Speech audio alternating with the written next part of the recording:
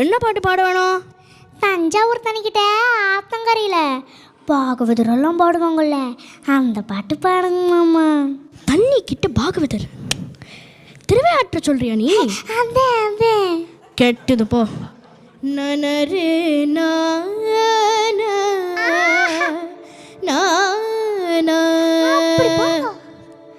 மாமா, ஏன் பாட்டை நிறுத்தி போட்டீங்கோ?